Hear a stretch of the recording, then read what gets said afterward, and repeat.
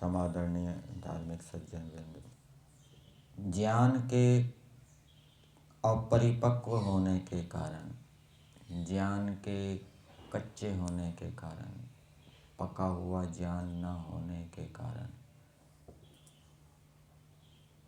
मनुष्य वितर्कों को उठाता है, यम नियम से विरुद्ध आचरण करता है, ईश्वर की आज्ञाओं का उल्लंघन करता है। ईश्वर की आज्ञाओं का उल्लंघन कौन करता है? जो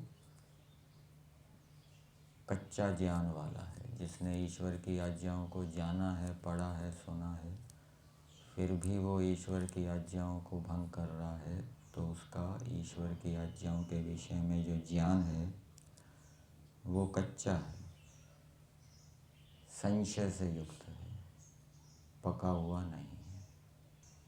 इसी प्रकार से ईश्वर के विषय में श्रद्धा न होना, ईश्वर में प्रीति उत्पन्न न होना, ईश्वर के विषय में बहुत सुना है, पढ़ा है, विचारा है, परंतु ईश्वर में प्रीति उत्पन्न नहीं हो रही, तो इसका मतलब ये है कि उसका भी ज्ञान ईश्वर के विषय में कच्चा है, संशय से युक्त है। जब संशय दूर हो जाएगा ईश्वर के गुण कर्म स्वभावों के विषय में, तब उसको ईश्वर के विषय में प्रीति उत्पन्न होगी। जो मनुष्य यम नियम से विरुद्ध आचरण करता है, जितना जितना वो यम नियम से विरुद्ध आचरण करता है, जितना जितना पाप करता है, उतना उतना व्यक्ति अपनी आत्मा को दुर्बल कर रहा होता है, उतना उतना वो अपने ज्ञान को और कच्चा कर रहा होता है। और जितना जितना व्यक्ति तपस्या पूर्वक कष्टों को सहन करते हुए ईश्वर की आज्ञाओं का पालन करता है, यम नियम का पालन करता है, प्रलोभनों के सामने आने पर डिगता नहीं है, स्थिर रहता है, उनके प्रति आकर्षित नहीं होता। अनेक बार ऐसे अवसर आते हैं और उन अवसरों पर वो सफल होता है, गिरता नहीं है, उतना उतना वो अपनी आत्मा को उन अवसरों में बलवान कर रहा होता है। ईश्वर के विषय में पढ़ना सुनना छोड़ देने से ईश्वर के विषय में संशय उत्पन्न हो जाता है। ईश्वर के विषय में पढ़ते सुनते रहेंगे, स्वाध्याय करते रहेंगे, तो ईश्वर के विषय में हमारा ज्ञान क्या है?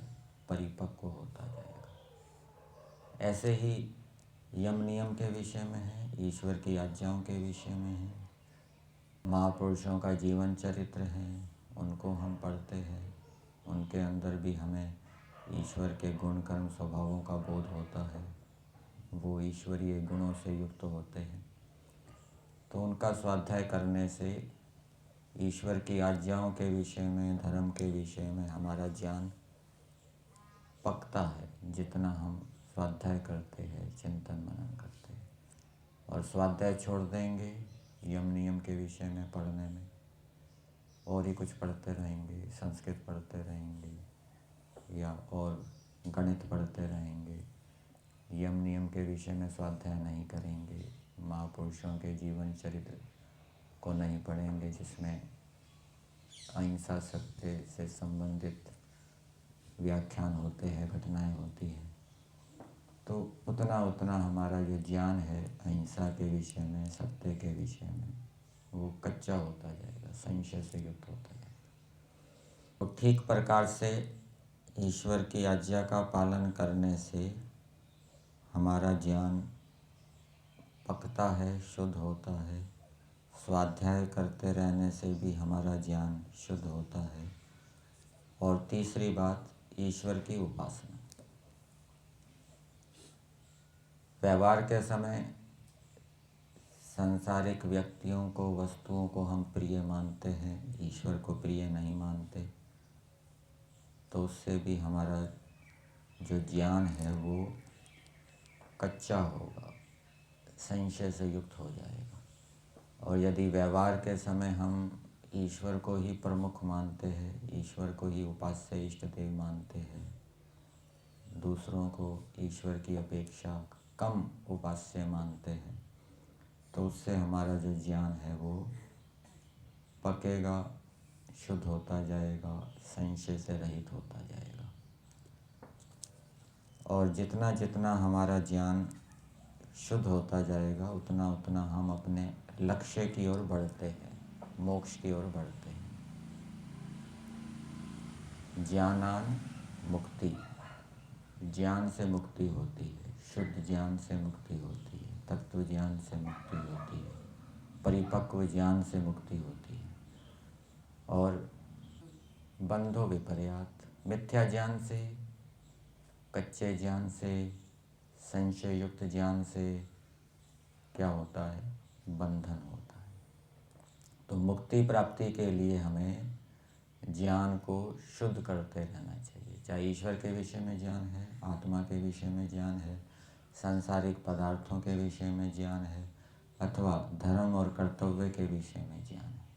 और इनको शुद्ध करने का, इनको परिपक्व करने का, अथवा आत्मा को बलवान बनाने का उपाय है कि हम इनसे संबंधित विषयों का स्वाध्याय, श्रवण, उपदेश आदि करते रहें, इनको व्यवहार के अंदर लाते रहें और ईश्वर की उपासना भी हम निरंतर करते रहें।